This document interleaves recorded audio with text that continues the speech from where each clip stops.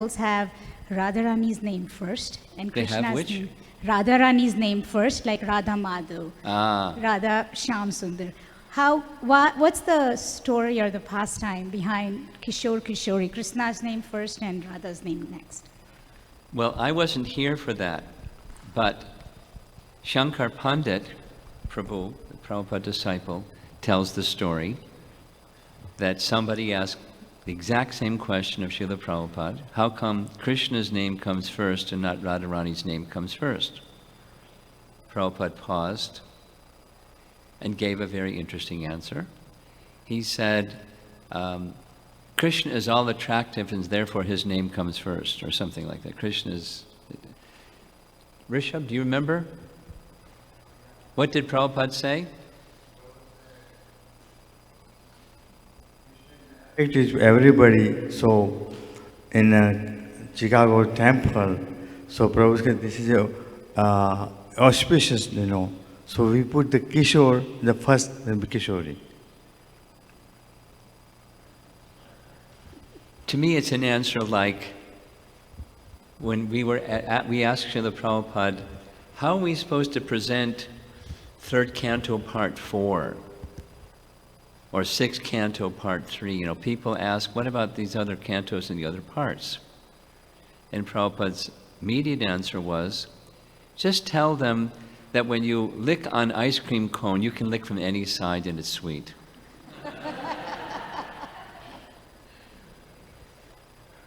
An answer like that.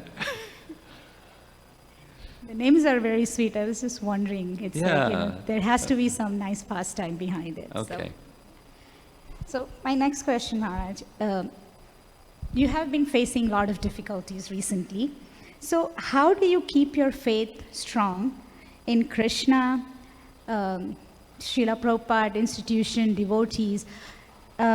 Yesterday we did an exercise, and the goal of the exercise with Rajiv Prabhu was, and the question was that, how do you use your obstacles as an opportunity and be ready for the will of the Lord? Be ready for? For whatever Krishna has desired from you. How do you do that? Well, that question is the topic that we're going to be discussing. It's the theme of the Memorial Weekend Retreat next year, 2017. I've been meditating on it. We're going to call it, we did it once before, but we're going to do a rerun. Say yes to Krishna. That's the theme. So, your specific question is, for me personally, what helps my faith remain strong through the thises and the that's, the dualities of the material world that wiggle their way into ISKCON and make it sometimes challenging. Like that? It's like, just not ISKCON, but also, it's Srila Prabhupada or devotees around you who have caused offenses. I see you always being able to rise above it, stay on a very higher level. How do you do that?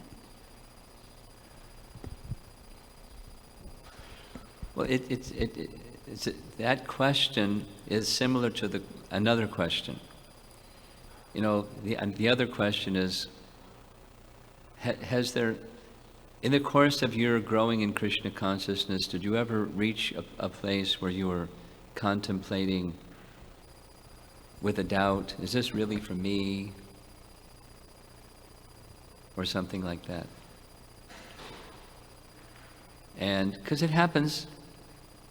And my answer is, I didn't have time. I was like so immersed. There was no time to think, turn left or turn right, or just so absorbed. So the conviction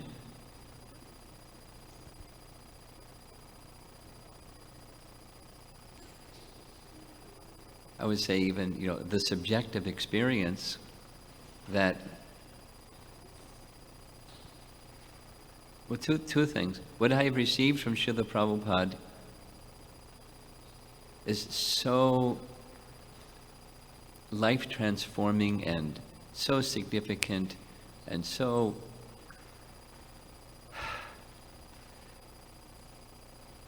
It's a little bit like, not the same, Prahlad's words are, how could I ever leave Narada Muni? Now, Lord Nrsingadev wasn't asking him to leave Narada Muni. He was asking him, please take a benediction.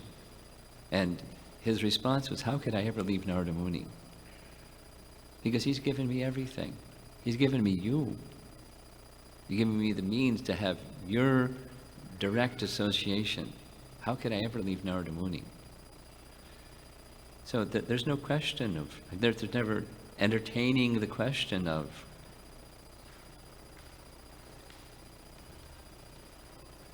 because of that, because what I've been given is, there's no question about what it is that I've been given.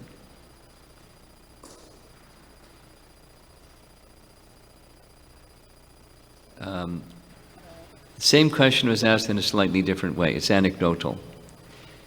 One time I was traveling from Chicago to New York at a time when the Jehovah's Witnesses still had their headquarters in Brooklyn.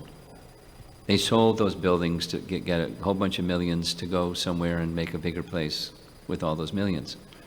So there was half the plane, 2/3 of the plane was filled with Jehovah's Witnesses making a pilgrimage to Mecca, Brooklyn, to visit Jehovah's Witnesses headquarters. And sitting in the plane, I was starting to feel there's like 35, 40 sets of eyes on me. I was a lamb and they were wolves. They were going to save me. I could just feel the vibration. And then there was a kind of a nod, and one person that seemed to be in charge of all the others got up and asked if, there's an empty seat there, may I sit next to you? And I thought, okay, here we go. I'm going to get saved. But he didn't start on that platform. He started on the platform of asking, were you born to this religion, or did you become a member of this religion in your life? So it's the second one. Then he asked the question, what brought about that transformation? Same. And I said, well, 3 things. It's just spontaneous. 3 things. At a certain stage in my life, I was searching for answers.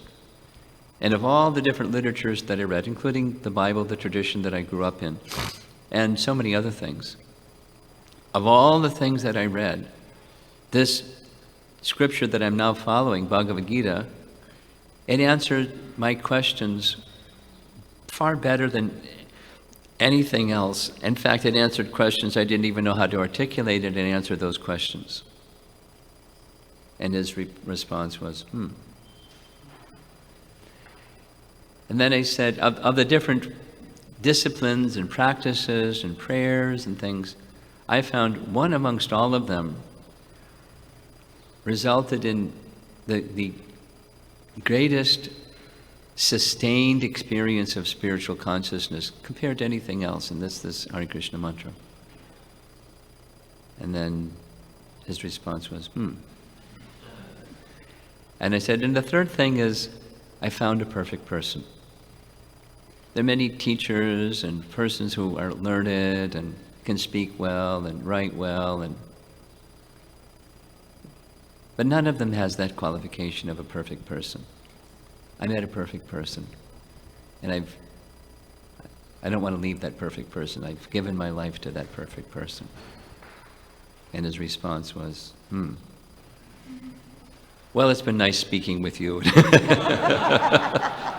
I was a hopeless cause.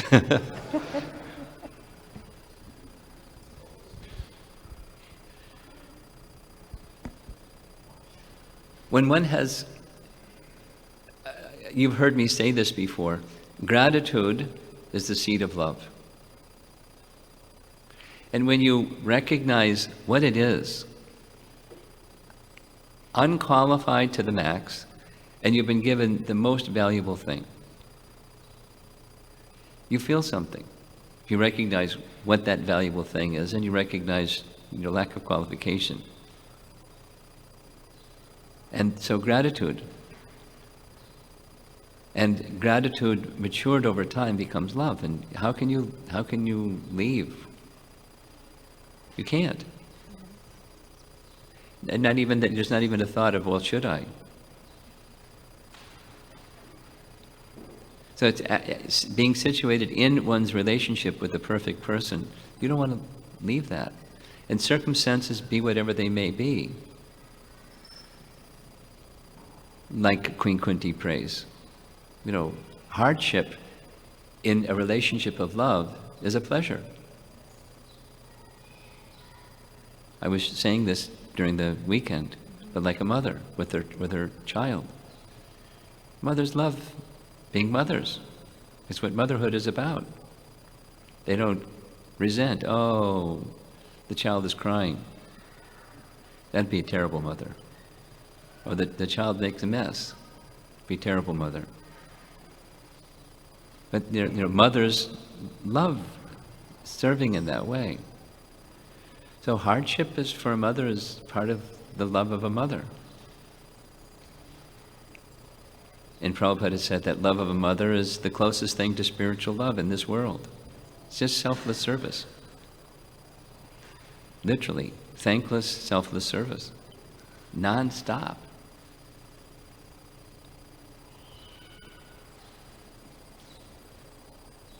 So gratitude.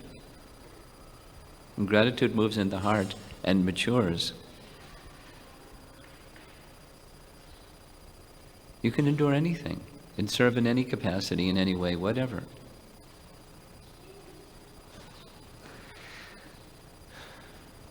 You have another one? I have one last One more. Okay. In all the time I have known you, I know that you take a lot of strength from the scriptures. Yes.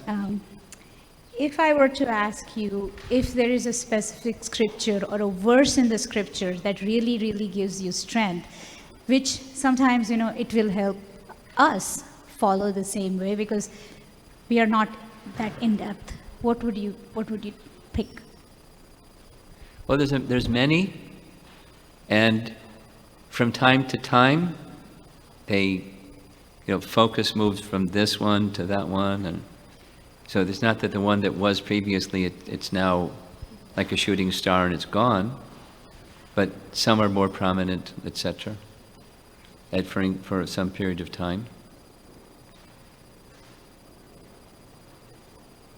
But there's a phrase that kind of keeps coming back, and that is, it's a purport from Prabhupada saying, for one who, I can't remember if the verb is holds or carries a simple and grateful heart, such a person can easily enter into the kingdom of God. And then the converse is, someone who's complicated and not straightforward, entrance into the kingdom of God isn't going to happen.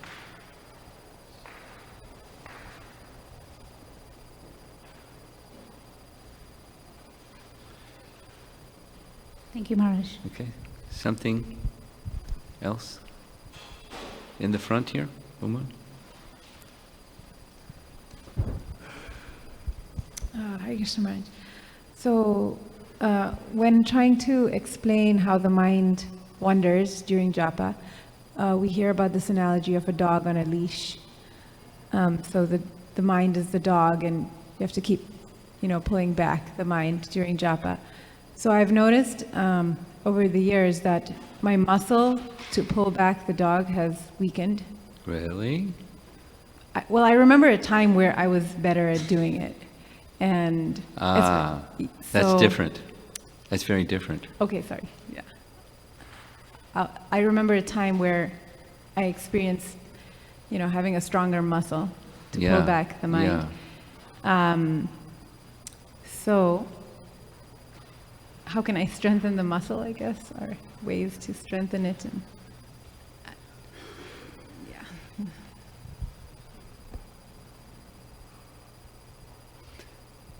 I'm thinking of a discussion I had with Vaisheshika Prabhu, intention. Where one's intention is, that's where attention goes. And then he has this other phrase, where attention goes, energy flows. So, intention initially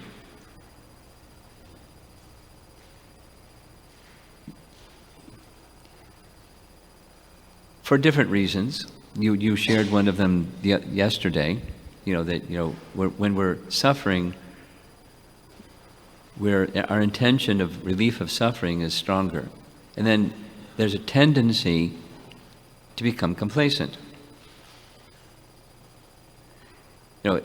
Being in a good situation has its risks because we can then become complacent.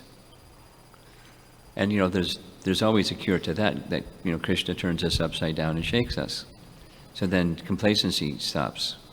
We come, I want relief of this difficulty. But maturing in Krishna consciousness requires staying with intention. It's a little bit like this, where's Rati? There's Rati. The thing that he shared yesterday during the sharing session, and something was a source of strength for him. And knowing Rati as I know Rati,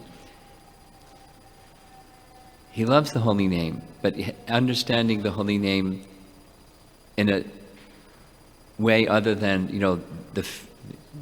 I don't know how to say it properly, but the feeling contented and satisfied when involved in kirtan. He can sit being involved in kirtan till the cows come home. And even if they don't come home, he can still. Yet another level is the relationship with the person in the form of his holy name. It's a whole other level. So that's a statement of intention, and you stay with intention, and then attention follows. To mature in Krishna consciousness, we have to go beyond those four things that Krishna lists in Bhagavad Gita are reasons why people engage in service to him. This one, that one, that one, that one, and they're all I want, I want, I want, I want. And we have to go beyond I want to just being in our relationship with Krishna.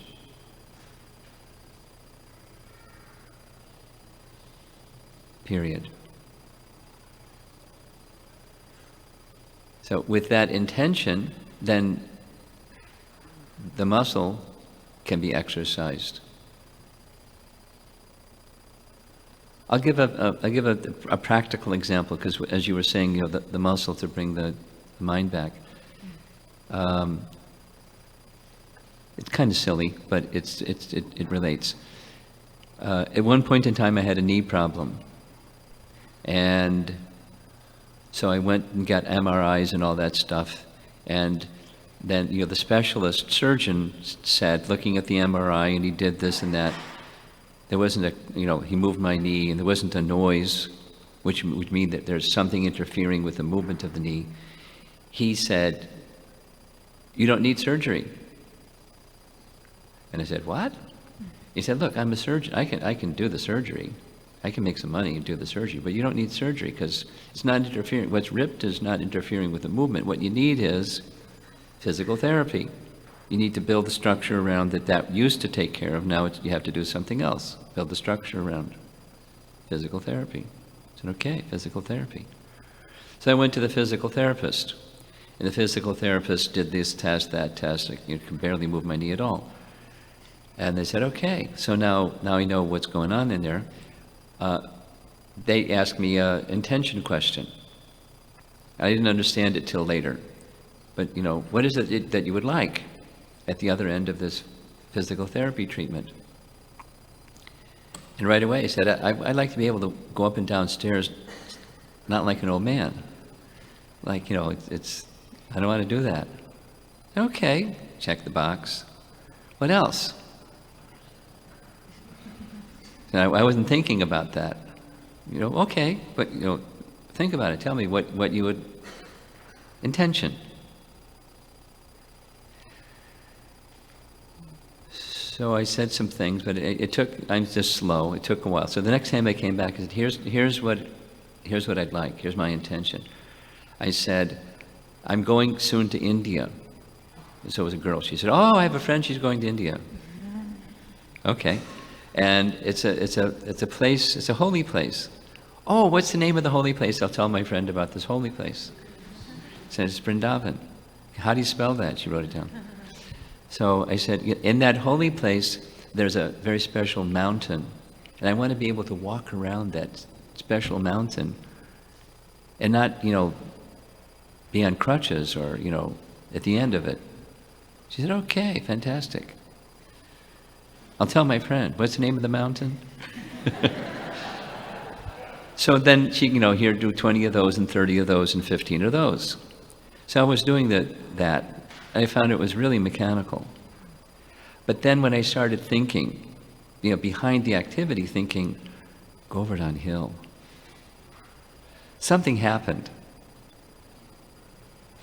And it was enthusiastic participation in 30 of those and 20 of those and 15 of those.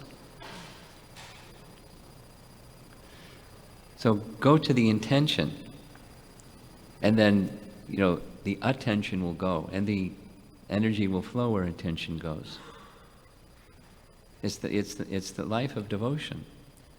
What is it that we're doing this for?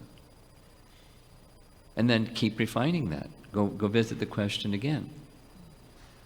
Like, with Rati, and the name is a person. And he has toes. And he has tips of his toes.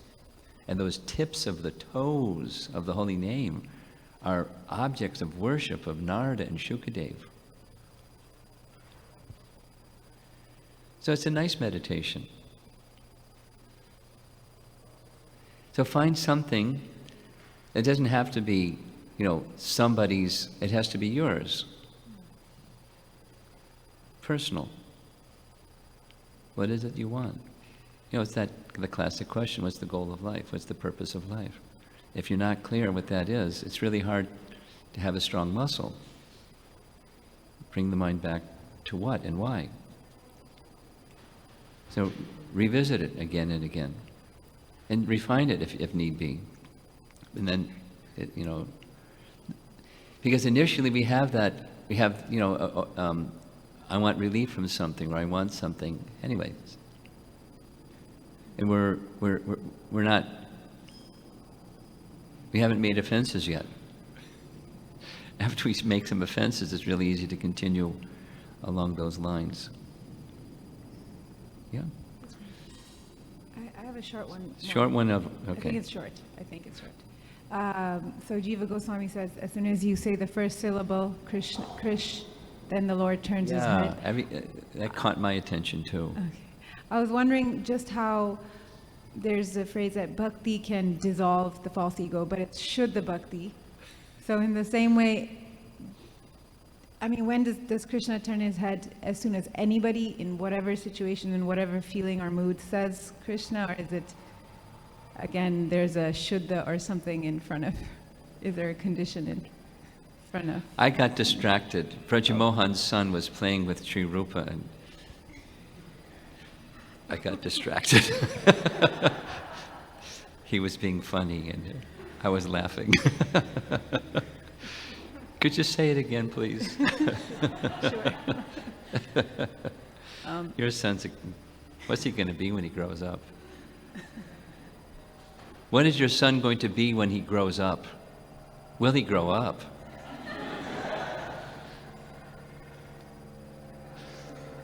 Huh? He'll be a comedian, you say?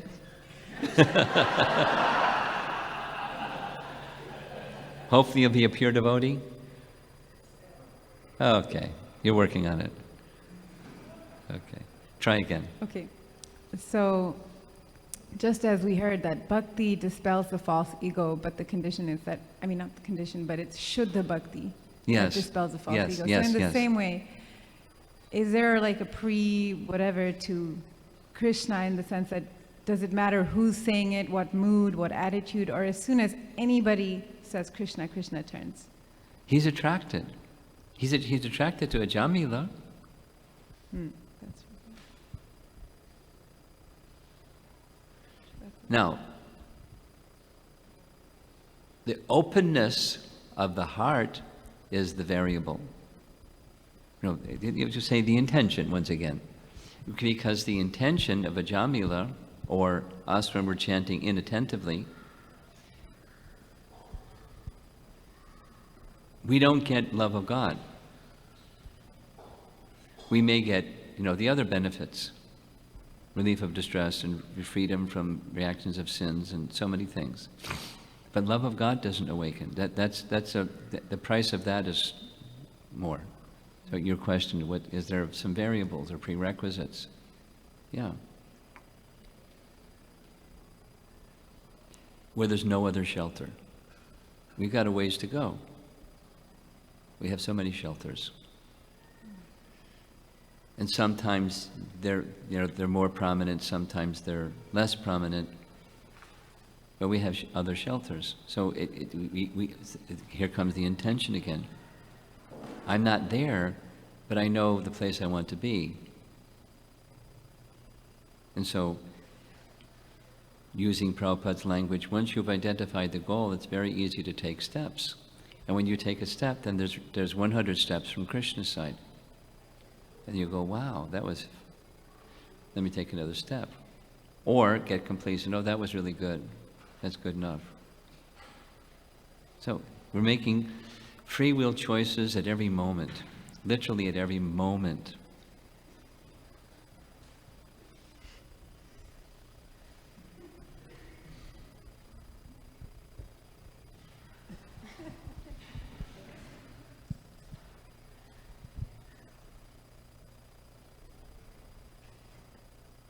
He's a special living entity. One of a kind, thank God.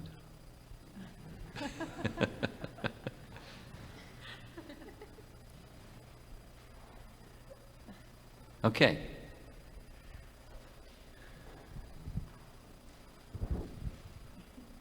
Here's one in writing? Okay. Okay, from the internet. Question. We generally do a lot of offenses in our grihastha life, sometimes knowingly, sometimes unknowingly. When sometimes the offenses are done knowingly under certain circumstances, then what kind of purification or atonement process that we can undertake so we can overcome the guiltiness and continue with our sadhana? Well, any Nectar of Devotion scholars in our audience that know the answer to this from Nectar of Devotion? What's the prayaschitta for mistakes or offense or something? We don't have a special prayaschitta process. It's from Nectar of Devotion. We continue on with it. We recommit, not mechanically continue, but recommit to the process of bhakti with faith that the process of bhakti will carry me on the other side of that tendency. Or here's a non-Vedic ISKCONism, which is the 4 R's. Some of you are familiar with the 4 R's. This is the first one, or first 2. Recognition, I made an offense. Regret, that's the second R. I'm very regretful that I made this mistake. And then the third R is what? Rectification. Rectification means the commitment, I shall not do this again. And you go to the person who has been offended, as our Vaishnava scriptures teach, and you request their forgiveness. My experience is that becomes very mechanical, commonly. It's not really regret, it's just wiping your muddy shoes on the doormat of someone's kindness and saying, gee, I'm sorry, Prabhu, I stepped on your face.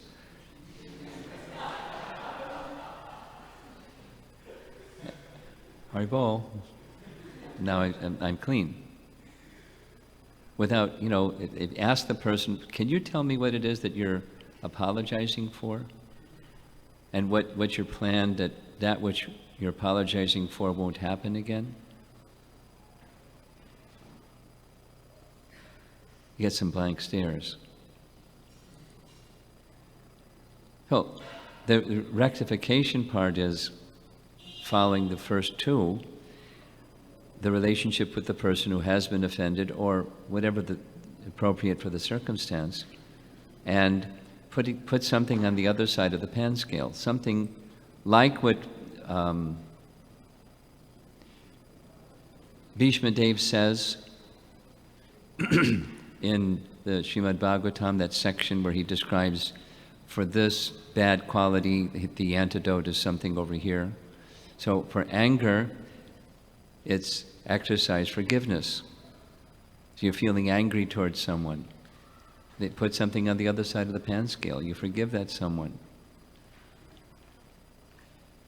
To err is human, to forgive is divine. And not just say forgiveness, but you let go. To put something on the other side of the pan scale. It's just, a substantial something on the other side of the pan scale. Go out of your way, if it's, in this case, someone that you may have offended, go out of your way to do an act of kindness and appreciation of that person. And not with an expectation, I'm going to get a pat on the back, oh, that was a nice gesture, just because it should be done.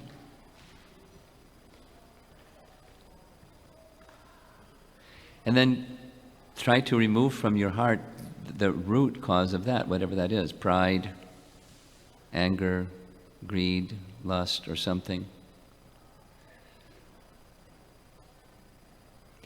And the power to do that, it comes from the power of bhakti. So nurture the aspiration of pure bhakti, and then reinstatement.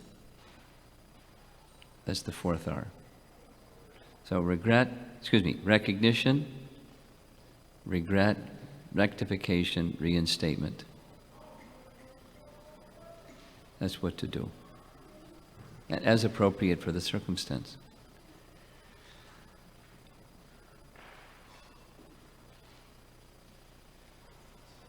So ball's ready. Anybody have a question you want to raise? Up in the front row?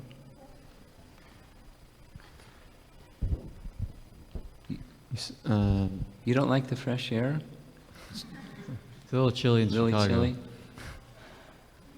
We like fresh air, even chilly fresh air.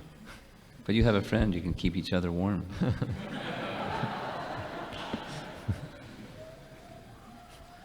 You're so lucky to have such a friend.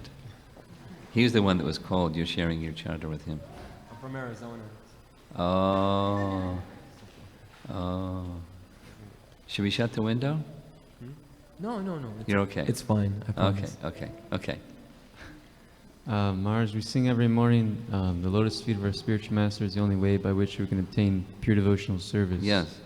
And how exactly do we increase our attachment and for the spiritual master, increase our intensity of love and... What is it that we can do to enhance that? Yeah. Well, two things in categories.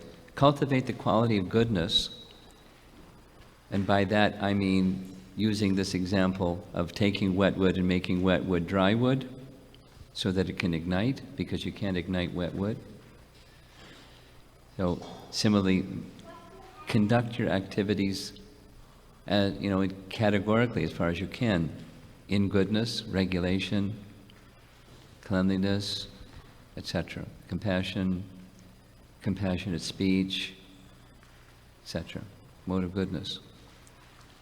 And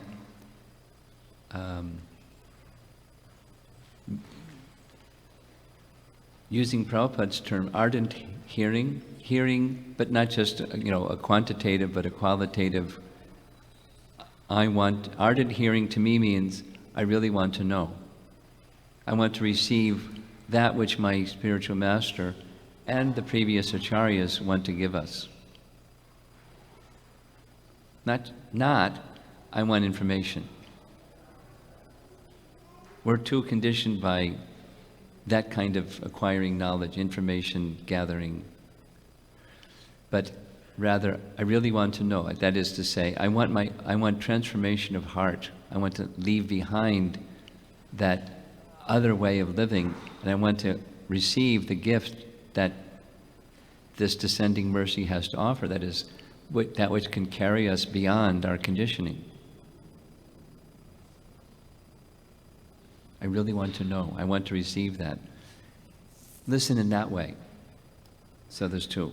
Framing, it's very similar to how we live our life. We chant 16 rounds and follow the regular principles. Regular principles are standards, minimum standards of goodness. And then the holy name, regularly chanted, gives us an opportunity to cultivate bhakti.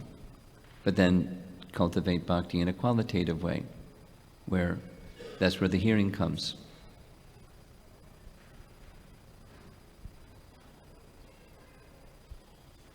There's some devotees, just as a for example, there's some devotees, when you hear their chanting, the heart moves. And they may or may not be so melodious. But there are certain devotees, when you hear their chanting, the heart moves. Why? Because there's something within their heart that's pure. They just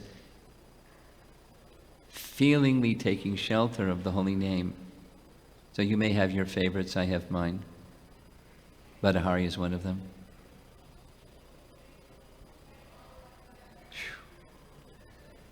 As soon as he starts chanting, he's like a Christmas tree. He just lights up.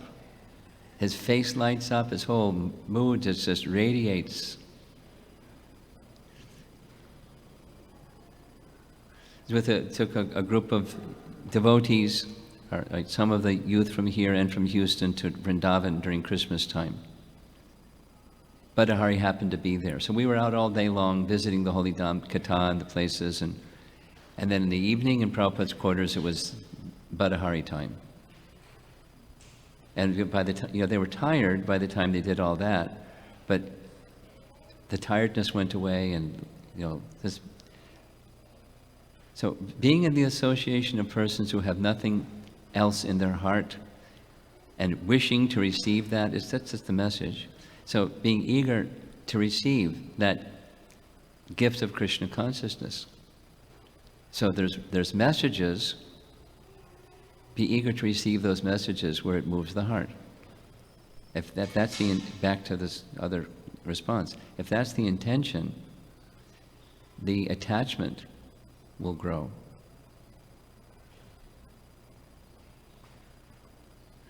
And that's what the persons who is giving the gift of Krishna consciousness want to give, not just information. They want to give the gift of Krishna consciousness. So if our eagerness on our side is to receive, framed in a life of goodness, the dry wood ignites. And then continues. The flame becomes a blaze.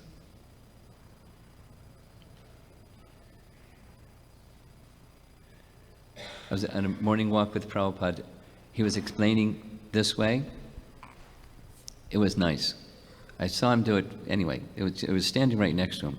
He was saying, preaching means, he put his cane down. Preaching means you see a spark, and you go to the spark and you moved his hand. You fan the spark. That's preaching. And then the spark becomes a flame. That is preaching. And then he stepped back. His body language was. And expert preaching is that flame becomes a big blaze. That is the expert preacher. So our little spark, let that spark be fanned, because we want, back to the intention message, I want to come to that position where there's nothing else. Now I've got so many something else's, and I'm distracted. endlessly distracted. As Rabindra Swarupa's phrase is, I'm distracted by the distractions of my distractions. And anyone that tries to be very focused when hearing or chanting will recognize so many distractions. So I want to get, so that's the hearing in that mood. I want that shelter with nothing else.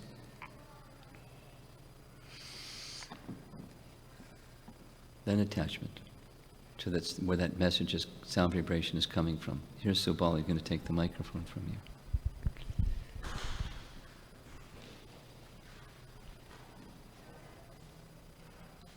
Okay, over here, then back by the door. Hare Krishna Maharaj, my question is related to the question just asked. So about attachment to the spiritual master. Disciples sometimes say, Prabhupada, I want to be with you eternally. I was wondering, does he attach to Prabhupada's special, like specific form and the name, No. and his pastime on the earth, or the spirit? And Yes, second one. The first one is an exhibition of the second one. It's not a zero. His the Murti, there's his Murti. And the activities that he performed and the instructions that he gave and the loving exchanges and so forth and so on, they're exhibitions of that person. So, wanting to be in the eternal association of that person, it's not that when we go to Goloka, he's going to look like that. I mean, if Krishna wants, anything can happen, but it's the person, it's the soul, and the loving quality of that soul, whatever the look is, and different types of exchanges, because the circumstances are going to be different. Does that address your question? follow up. So if we are attached to like a specific this form of Prabhupada, and then Prabhupada's form changed after return to spiritual world, then how are we going to recognize him?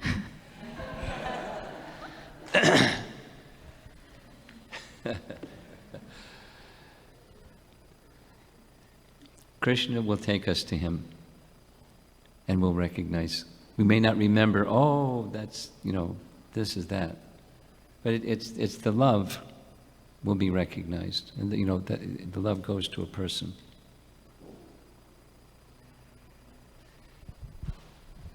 But, okay, you're next. But back in the corner. Hare Krishna Maharaj. Hare Krishna. Krishna. While performing devotional service, we kind of, due to our enthusiasm, we kind of develop an attachment. We lose or utilize? Due to our enthusiasm. We utilize. Enthusiasm, due to the enthusiasm. Due to our enthusiasm. Due to our enthusiasm. Sorry. Okay. We kind of develop an attachment to that devotional service, to that service that we are Very performing. good. And then? And then, I guess you know the question. How do we sustain that enthusiasm? How do we sustain, and how do we not commit offenses due to that attachment to that devotional service? Even though it's a devotional service, we kind of get attached, and kind of due to that attachment, we perform or we. I got it. Yeah. The second one is simpler, and that is, how do we avoid the offenses? Well, here's something. One disciple asked Prabhupada, is it okay to be attached to your particular service? And Prabhupada's answer was yes. But then if you're assigned another service, you should become attached to that other service. Meaning, the reason for the attachment is because it's been assigned to you. That is, the attachment goes to the person who gave that service. And ultimately, the person who gives the service is Krishna, but the representative of Krishna may be giving that service, and so we become attached to that service because it's awarded to us by Krishna.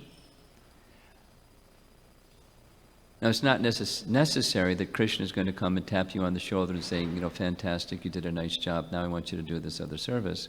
It may come in some other form, but when service is assigned to something else, and now specific to making offense, my phrase is putting on the blinders. Just a particular event. I was at a home program, and the program was over. I was getting in the car, and I can't even remember what it was. I left my Bhagavad Gita or something. So there was a over-enthusiastic, compulsive brahmachari next to me who jumped out of the car and said, "I'll get it." And I said, "Don't knock anybody over when you're going to get it." And sure enough, he left his shoes on, ran right through the temple room and grabbed the thing and hit somebody, bumped into somebody, and can run back. I got whatever it was. And the host was really disturbed because, my service is all in all, and other people that may also be doing service, there's no peripheral vision because it's my service. I'm doing my service, Prabhu. Buzz off.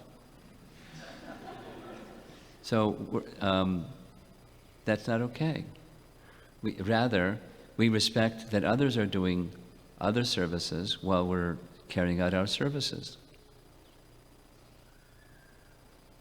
So Vaishnava Achar is part of carrying out our service in the proper way, doing the right thing in the right way. That requires maturity. And immaturity is, we wish to do the right thing, we don't care so much or not mindful sufficiently about doing it in the right way. That's immaturity. So it's okay to be attached, provided we're respecting others who have other services, and so like this message, we're part of a family, the bundle of sticks. Or by collectively appreciating the pujari that's doing the deity worship and the people that are down in the kitchen preparing our prasadam while we're up here having a nice class and having kirtan, whatever it is. We value that service. And we say it. We feel it and we say it. So, be attached to your service, it's fine. And if somebody asks you, I know you like kirtan, or something, can you assist with such and such? And some persons think they have no scope for that. You get the idea. Does that cover the basis? Because you had several parts. Okay. Okay. So we recently went to a gathering of, I believe there was 13 other religions, right? 13 what? 13 other religions. They invited the Hare Krishnas and 13 hours religion? 13 other. Certain other, okay. Yeah, so, there was Buddhism, there was Taoism, there was Catholics, Christians, there was a lot of different religions there. And Hare Krishnas? Yes, and the Hare Krishnas were there. We were inside a Buddhist temple, actually. Okay. And inside this Buddhist temple, we were just like, oh man, that's so great. Everybody's getting together, getting unified. And that way there's no borders anymore, And it was the most confusing thing ever. Because what happened was that we're in a Buddhist temple, and then he starts saying, the main guy who did it, he starts saying jokes. Like, the Jews stay with the Jews, the Buddhists and the Hindus are weird because they don't eat meat. And what do you say about the Hare Krishnas? Oh, and then they wear orange, right? I thought that was pretty cool. I like orange. But what was really confusing is that at the end of it all, I was like, wow, this is so cool. He's saying jokes now to have things in the open, but then he donated 2,000 pounds of meat. And I'm like, he just said that in a Buddhist temple. Like, do you know what I mean? So I my know what you're question- saying, but I'm not sure what you mean. So Buddhists aren't supposed They're to not be- consistent with their convictions. Is that what you're saying? Yeah, Ah. but what I want to ask is, they're gathering, the idea was good, and that's why we were like so excited to go. But what would you recommend? What's a gathering supposed to be like? Ha.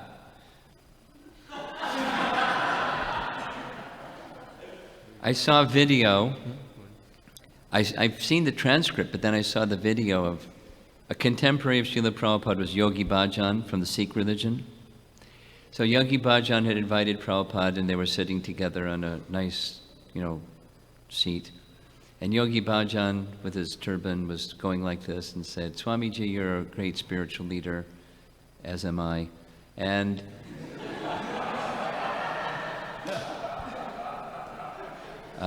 let us bring everyone together."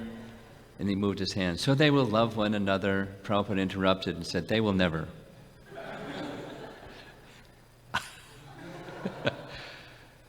Meaning, God must be at the center. And platitudes doesn't put God at the center. Substance puts God at the center. And so, such a gathering.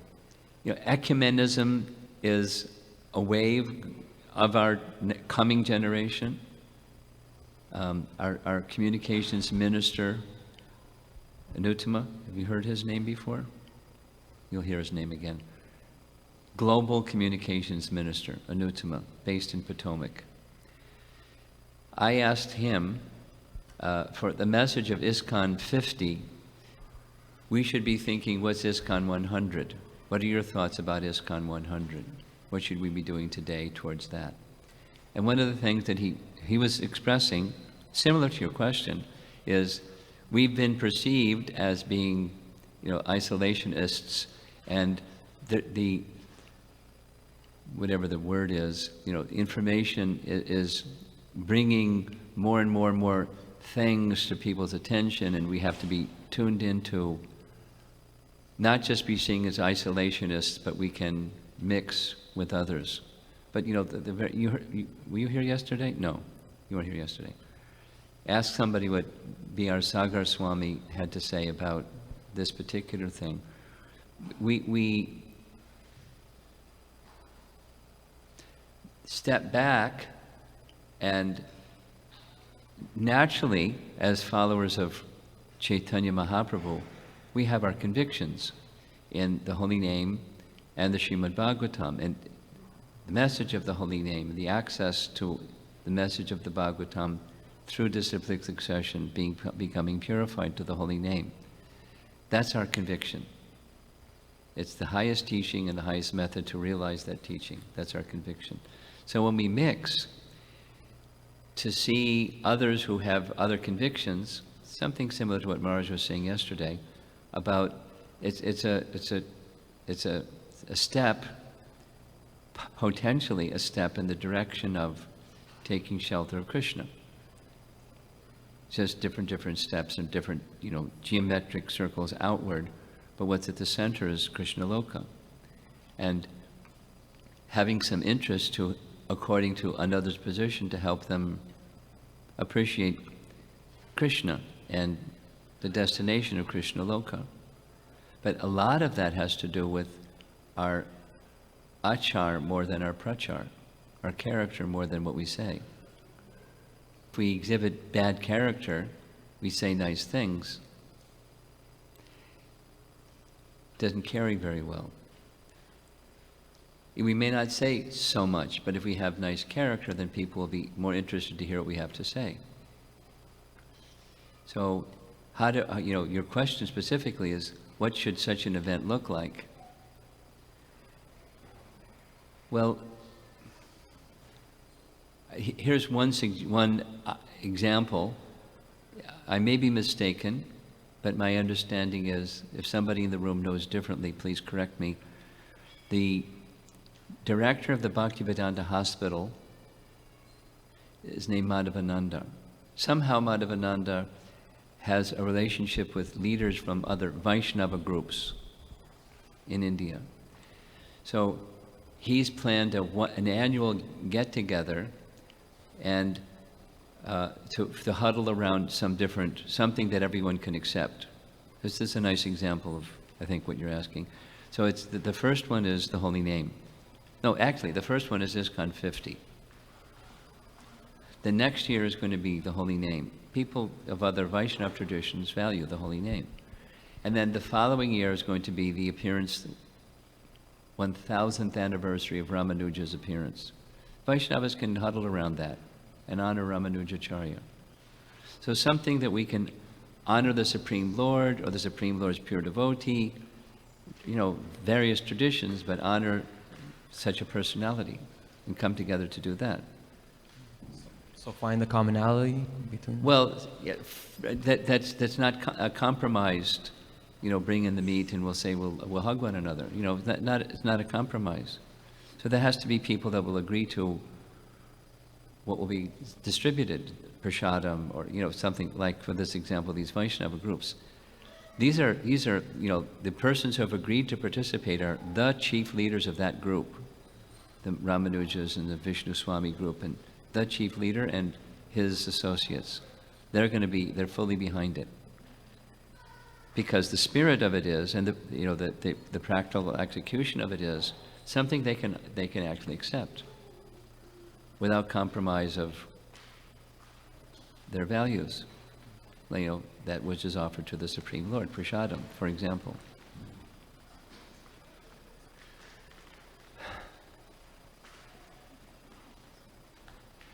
Okay? Thank you. We have time for a couple more questions. Jai Jagannath.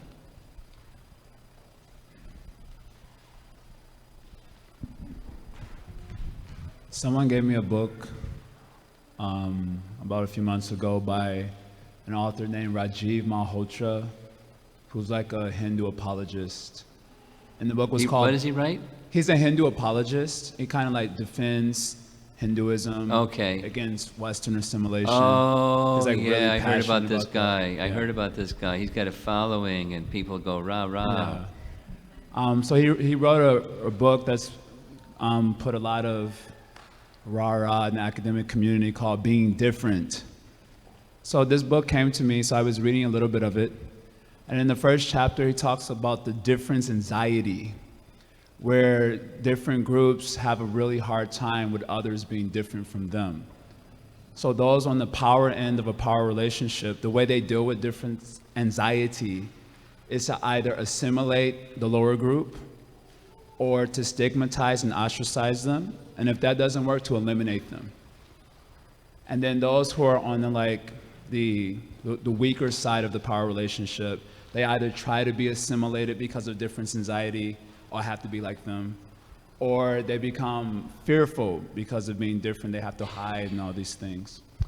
So later on in the book, he describes a conference like the one that was just being discussed, where different religions came together, and he was taking real issue with the idea of this term religious tolerance.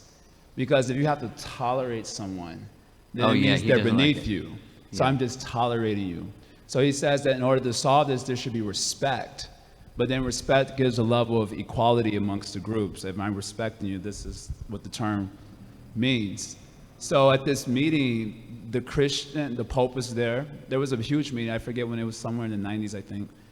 And the Pope absolutely, there was an agreement that we'll agree to this, but later on the Pope said absolutely not, because we are the superior group and we can only tolerate, we can't like this. And this was kind of the conclusion. There's more to it, but my question is coming up that when different groups interact with each other, or even different groups within the same family, like within Gaudiya Vaishnavism, there's so many groups that are there. We seem to also suffer tremendously from difference anxiety, where it's really hard for us to deal with persons being different from us. And therefore, we also, like when we have an interaction, they have to become like me. Or else they're not bona fide. You know, we have our own language and so on. So my question is, how do we, as individuals, overcome the difference anxiety so that the interaction that we have with other persons who are different from us, and I'm thinking religious groups and so on, is more genuine and not with this sort of air of arrogance that I have the higher knowledge or superior knowledge. Because we're thinking that, they're also thinking the same thing. Of course. And we're having an interaction, and it's very disingenuous.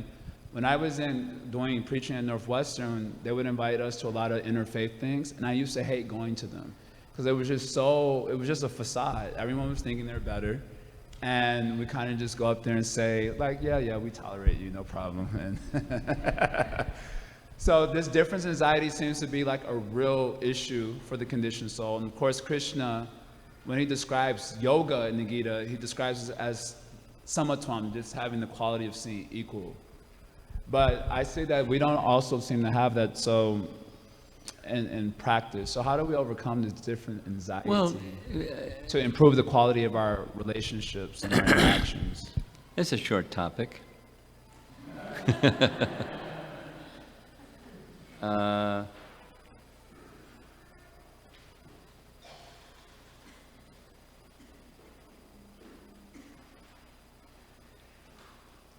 I can think of three things right off the bat, and you probably thought a lot about this because you read the book.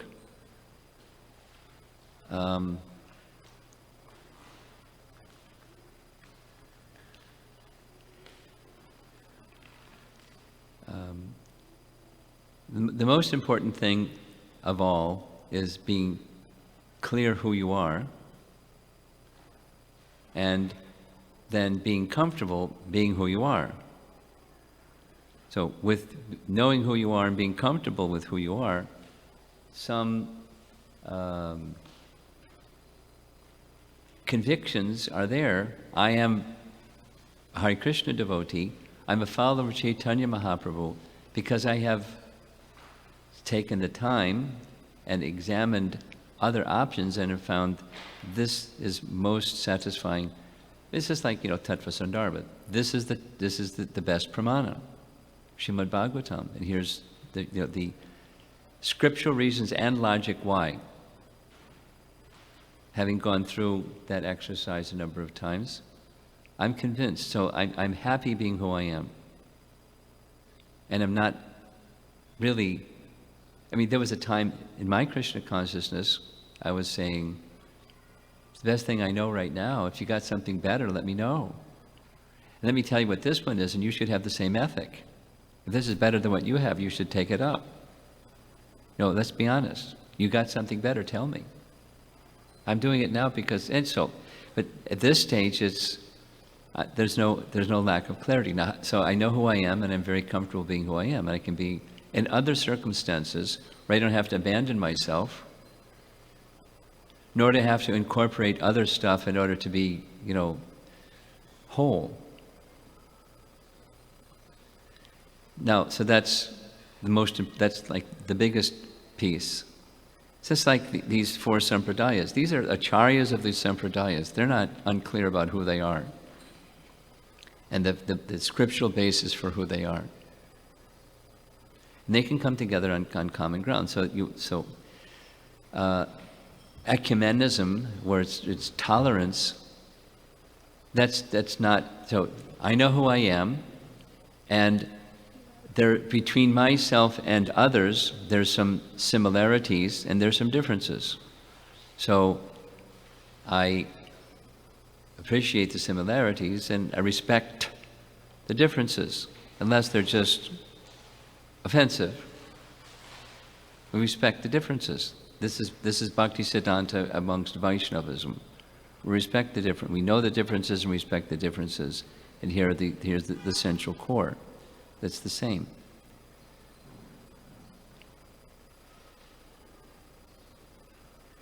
It's, not so dissimilar from what I thought you said is Krishna's message of Bhagavad Gita of Pandita Samadarshana. Well, we see living entities equally. We certainly respect. There's differences. We don't go and embrace a tiger, although we see equally. We behave with a tiger differently we behave with our child. Their behaviors, because they're differences, appropriate for the differences. And so on.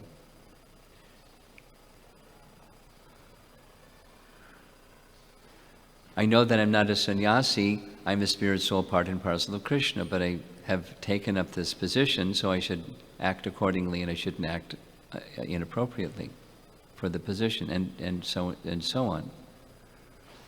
So someone else may not be a sannyasi, and they may be this or they may be that. So we look to, and supposing someone's not following the standards, I don't feel fear nor disdain. I may say something or not say something. It doesn't threaten my position, because I know who I am. That's the core part. So then, having some appreciation of the power of bhakti. The power of bhakti can act, and therefore, I mean, it's a little bit like your description of going with Radhanath Maharaj to those gatherings that he goes to. You know, bhakti has a power. He's carrying that. He knows that. That's his mission, is to carry bhakti to people that don't have it.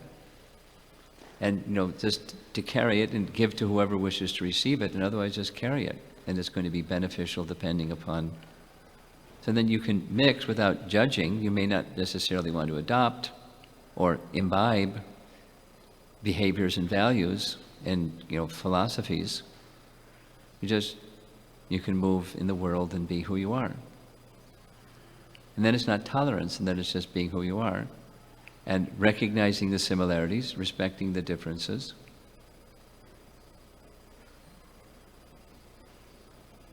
Having faith in the power of bhakti. And then there's certain circumstances you'll choose not to move in.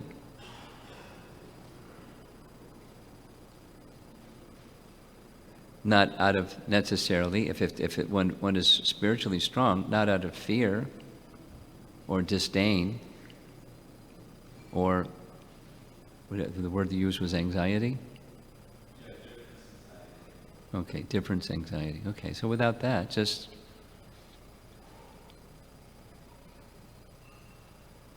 Krishna is the supreme pure. So if I can carry Krishna in my heart genuinely, then I can go anywhere. I may choose to not go certain places.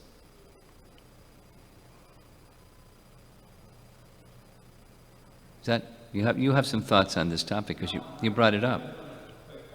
Okay. If it's just on the first point about knowing our identity and being comfortable with it, a lot of our sense of identity and our comfort with it is informed by the hearing process. Yes. Both in Christian consciousness and in other traditions as well. Sure. So I am a spirit, soul, servant of Krishna because I've heard that.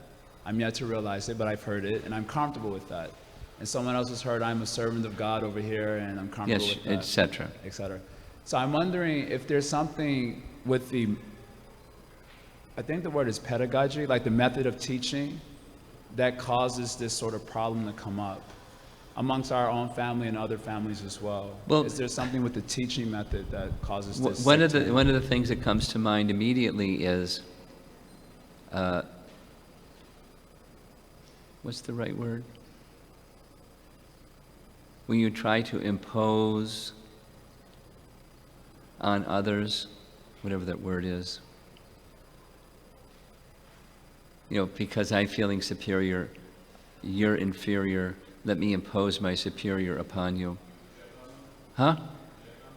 Yeah, that's close. So, I'll just share. I just had this a while ago. Juana Jivan is here? He went back already. At Wash U, there was a gathering. Were you there at that one? There's a girl that was from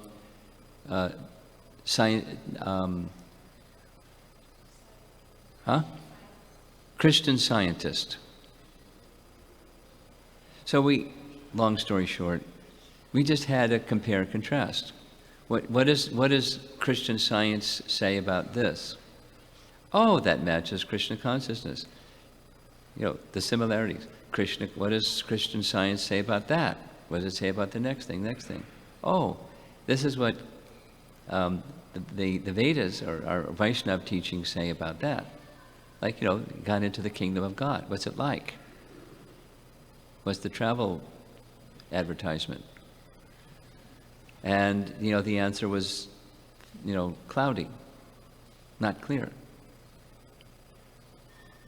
And so then I asked, how do you know that you're there then? Have people gone there and sent signals back saying this is what it's like? How do you, it's like just probing.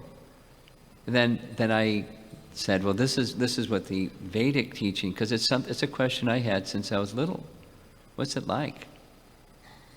This was just heaven, and not even the distinction of heaven and the kingdom of God, just what's heaven like. Nobody could say. It's nice. So when I started describing Goloka, her answer was, no, it can't be like that. So why it can't be like that? Well, you can't be like that. That's why it can't be like that. So just dialogue, not imposing, but just compare and contrast. The discussion didn't scare her away. She didn't feel like I was trying to, make her something that she wasn't. The reason that she came is her mom, growing up as a Christian Scientist, was open-minded and got a Bhagavad Gita, was reading Bhagavad Gita, so she knew what Bhagavad Gita was. And when she saw a poster saying we're discussing Bhagavad Gita, she was curious. I want to find out what it is. Just curious. But, spiritually minded person, not rigid. So it's a healthy dialogue. There's similarities and there's differences. And we're all on a path of growing in our, approach to God, in our realization of Him, and respecting that. We like, especially the Mahamantra, chanting of God's name. Yeah, I like this too. Okay, great. Let's chant.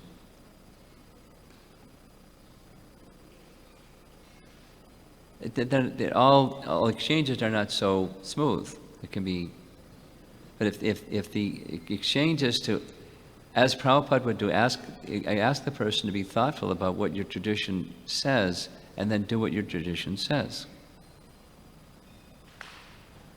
Be true to your tradition or your convictions. Anyway, I can think of anecdotal things. I was introduced by a Gujarati girl who's part of our congregation in New York to someone who she went to college with who was a Hasidic Jew. And they had some friendship, so she wanted this person to meet. And his first question was, in your tradition, are there laws to be followed? Because in the Jewish tradition, there's laws, and you follow the laws, and then you're a good Jew, because there's laws of God, and you follow laws of God. God gave laws, and you follow them. So that's where the discussion began, and we just hovered on that topic. Why are laws important? What are the laws? Why certain laws? Where does it take you? And it's meant to take you beyond just following the laws. He found it interesting. He didn't stop being Hasidic Jew. It was just a dialogue. But so, then it's something like what Maharaj was saying, then it's an opportunity for someone to move closer, ultimately on our conviction level, that closer to the original personality of Godhead, Swami Bhagavan Krishna. Just by that hearing, and that's how we're informed. Well, we have 4 minutes. We can take one more question. One more question. Hi, Hare Krishna. Just you a look short, like a very happy person. Yeah, just a short question. I was just wondering, how your day's going. How to do what? How your day's going. How do I do what? How your day's going. How is your day going? How's my day going? How's your day going?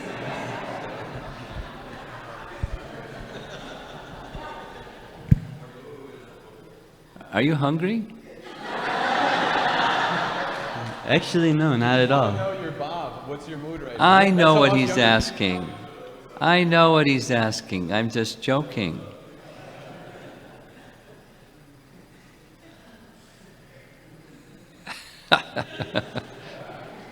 What's wrong with that guy? Fine. Thank you. Okay.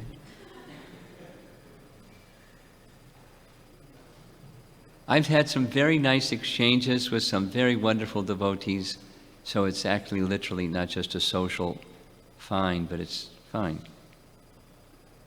When we have an opportunity to associate with very sincere souls that wish, from whatever their position, to get closer to Krishna, very sincerely wish to get closer to Krishna, that's so meaningful. So, fine, my day's been fine. Really fine. Yeah, transcendentally fine. That's a good answer, transcendentally fine. So I think we'll end with that. Srila Prabhupada ki, Srila Bhaktivinoda Thakur ki, Kishore Kishori ki jai, Gaura Bhakta Vrinda ki jai. His Holiness